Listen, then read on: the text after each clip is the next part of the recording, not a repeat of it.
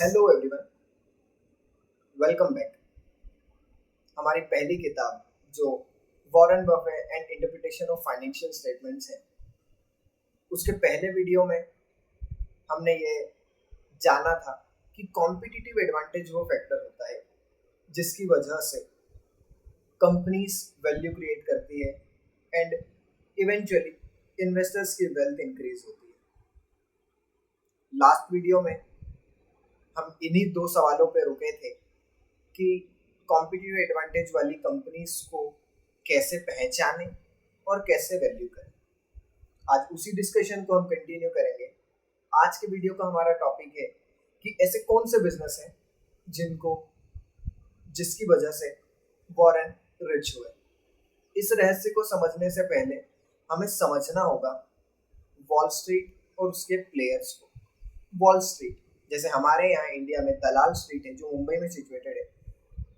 Wall street और दलाल street यहाँ पे स्टॉक एक्सचेंजेस सिचुएटेड है। वैसे तो वॉल स्ट्रीट कई तरह की सर्विस प्रोवाइड करवाता है। इन्हीं में एक सर्विस होती है कसिनो की service for gamblers. Gamblers stock market में स्टॉक की प्राइस के डायरेक्शन के ऊपर सट्टा खेलते हैं। पुराने समय में कुछ गैम्बलर्स हुए जिन्होंने काफी नाम और शोहरत स्पेकुलेशन की वजह से कमाया, जैसे कि जिम बार्डी, बर्नार्ड बरूच। ऐसे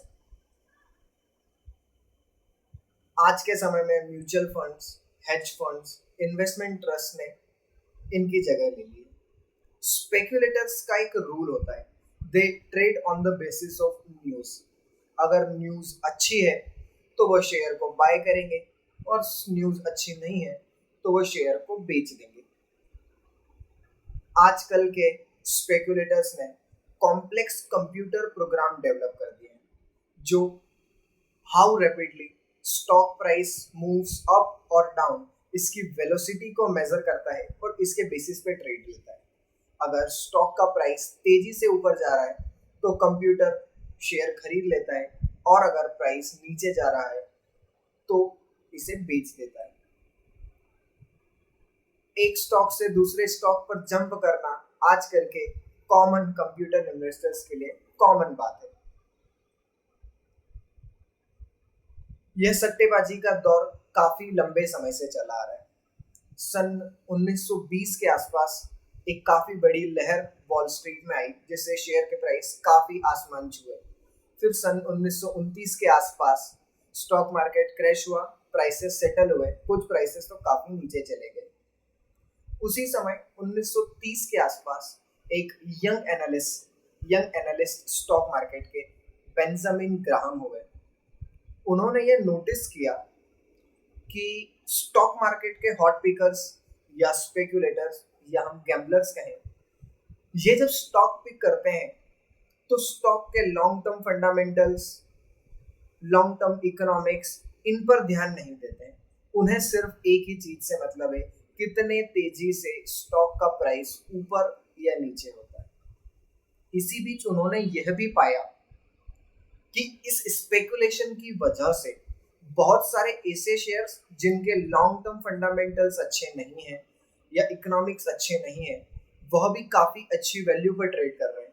वहीं जिन स्टॉक्स के फंडामेंटल्स और लॉन्ग टर्म इकोनॉमिक्स अच्छे हैं वो काफी नीचे वैल्यू पर ट्रेड कर रहे हैं। तभी उन्होंने यह रियलाइज किया कि अगर वो अच्छी कंपनीज जिनके फंडामेंटल्स अच्छे हैं, लॉन्ग टर्म इकोनॉमिक्स अच्छे हैं और कम प्राइस पर ट्रेड कर रही है ड्यू टू स्पेकुलेशन, वे उन्हें खरीद लेते हैं।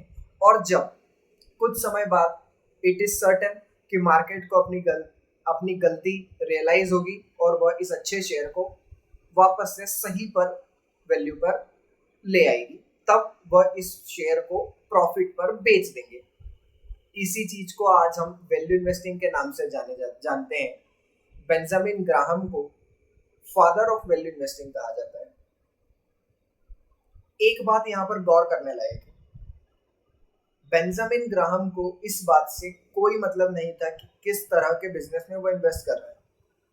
उनके वर्ल्ड में हर बिजनेस की एक वैल्यू है, आपको आर्बिट्रेशन के थ्रू उस वैल्यू को फाइंड आउट करना है। 1930s के आसपास उन्होंने वैल्यू इन्वेस्टिंग की प्रैक्टिस स्टार्ट की। उन्होंने ऐसे शेयर्स ढूंढना चालू किए जो 50% ऑफ इंट्रिंसिक वैल्यू पे ट्रेड कर रहे हैं। There are some more parameters, कुछ और मापदंड भी थे उनके, जैसे कि अर्निंग पर शेयर के 10 टाइम से ज़्यादा नहीं देंगे। ऐसे कुछ पैरामीटर्स के साथ उन्होंने स्टॉक्स पिक करना चालू किए। ऐसे स्टॉक्स को उन्होंने बाई किया और रूल बना लिया कि जब ये स्टॉक्स 50% अप ट्रेड करेंगे तो मैं इन्हें बेच दूंगा। अगर 2 साल में इन्होंने मूवमेंट नहीं दिया तो भी मैं बेच दूंगा। मतलब rule was simple, either 50% up और 2 years whichever falls early. एक बात यहाँ पे ध्यान रखिए, बेंजामिन ग्राहम का पर्सपेक्टिव स्पेक्यूलेटर्स से तो ज्यादा था टाइम पीरियड के मामले में, बिकॉज स्पेक्यूलेटर्स तो आइदर एक वीक के लिए आते हैं, एक मंथ के लिए आते हैं या कुछ मंथ्स के लिए आते हैं। इनका टाइम पीरियड 2 साल था। पर एक बात यहाँ पर आप ध्यान रखिए, इन्हें इस बात में बिल्कुल इंटरेस्ट नहीं था कि आज से 10 साल बाद कंपनी कहाँ होगी, शेयर की प्राइस क्या होगी। It doesn't matter to him. उनके लिए सिर्फ एक ही बात थी, 50% का अपसाइड मूवमेंट मुझे मिल जाए, मैं 2 साल का इंतजार करूंगा।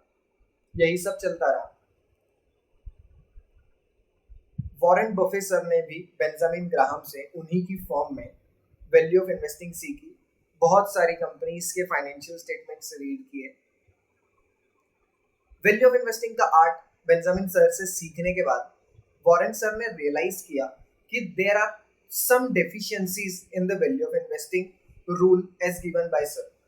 पहला उन्होंने ये फाइंड आउट किया कि जो भी कंपनीज सर ने डिसाइड किए, बेंजामिन ग्राहम सर ने, उन सभी अंडर वैल्यूड कंपनीज को मार्केट ने अपवर्ड रीवैल्यू नहीं किया है। उनमें से काफी कंपनीज तो बैंकरप्ट हो गई है। दूसरा उन्होंने ये भी देखा कि 50% अपसाइड मूवमेंट के बाद जब उन्होंने शेयर को बेच दिया, उसके बाद भी कुछ शेयर्स ऐसे थे जिन्होंने साल दर साल बढ़ोतरी की। They continue to prosper year by year और इन्वेस्टर्स के लिए बहुत सारी वैल्यू जनरेट की। तो बफे ने सोचा कि ऐसा क्या कारण था कि कुछ कंपनीज बैंकरप्ट हो गई, कुछ कंपनीज नहीं हुई, कुछ कंपनीज 50% अपसाइड के बाद भी कंटिन्यू करती रही ऊपर ऊपर जाना। तो उन्होंने फाइंड आउट करने की कोशिश की और उन्होंने यह पाया फाइनेंशियल स्टेटमेंट्स रीड करने के बाद कि जिन कंपनीज ने वेल्थ क्रिएट करी इवन आफ्टर 50% अपसाइड, उन सभी के पास एक कॉम्पिटिटिव एडवांटेज था।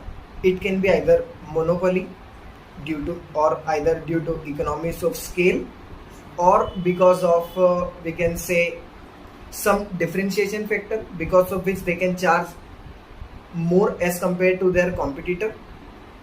इन्हीं सब चीज़ों की वजह से उन्होंने अपने कॉम्पिटिटर्स के कंपैरिजन में ज़्यादा पैसा बनाया। एट द एंड उन्होंने रियलाइज किया कि जिन कंपनीज के पास कॉम्पिटिटिव एडवांटेज है, उन्होंने इन्वेस्टर्स के लिए ज़्यादा वेल्थ क्रिएट की। उन्होंने ये भी नोटिस किया कि अगर ये कॉम्पिटिटिव एडवांटेज वाला factor company for a longer period of time carry कर पाए, मतलब अगर ड्यूरेबिलिटी हो इस कॉम्पिटिटिव एडवांटेज के फैक्टर में, तो कंपनी की value year by year increase होती रहेगी। उन्होंने यह देखा कि जब तक कंपनी के पास कॉम्पिटिटिव एडवांटेज फैक्टर मेंटेन है, आपको आपका इन्वेस्टमेंट सेल ऑफ करने की ज़रूरत नहीं है। इसकी वजह से आप इन्वेस्टमेंट अगर सेल ऑफ नहीं करते हैं लॉन्गर पीरियड ऑफ टाइम के लिए, तो इससे आपको एक हिडन एडवांटेज भी मिलता है, जैसे जो है आप आपका कैपिटल गेन टैक्स डेफर कर सकते हैं। जैसे कि एक एग्जांपल लेते हैं। इन 1973 एक वॉशिंगटन पोस्ट नाम की कंपनी थी, न्यूज़पेपर कंपनी, जिनमें सर ने इन्वेस्ट किया, वॉरेन सर ने लगभग 1 करोड़ 10 लाख रुपए डॉलर का 1 करोड़ 10 लाख डॉलर का इन्वेस्टमेंट किया, जिस इन्वेस्टमेंट को सर ने आज तक नहीं बेचा। उसकी वैल्यू है आज लगभग 135 करोड़ डॉलर।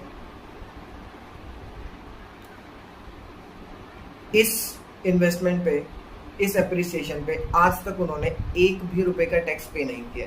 वहीं अगर वह बेंजामिन ग्राहम सर की थ्योरी 50% अपसाइड वाली फॉलो करते हैं, तो 1976 में $1,60,00,000 के आसपास, मतलब नियरली आप मानिए $50 लाख के आसपास का उन्हें गेन होता, जिस पे 40% का कैपिटल गेन भी वो पे कर रहे होते। तो आप देखिए कितना बड़ा अंतर आया। एक चीज उन्होंने रियलाइज कर ली है फाइनल, टाइम आपको सुपर रिच बना देगा, provided if you remain invested in company with durable competitive advantage for a longer period of time. In the next video हम फाइंड आउट करेंगे कि वॉरेन सर ने ऐसी कंपनीज को ढूंढने की शुरुआत कहाँ से की, कैसे उन्होंने ऐसी कंपनीज ढूंढी। Thank you, that's all for the day, bye bye.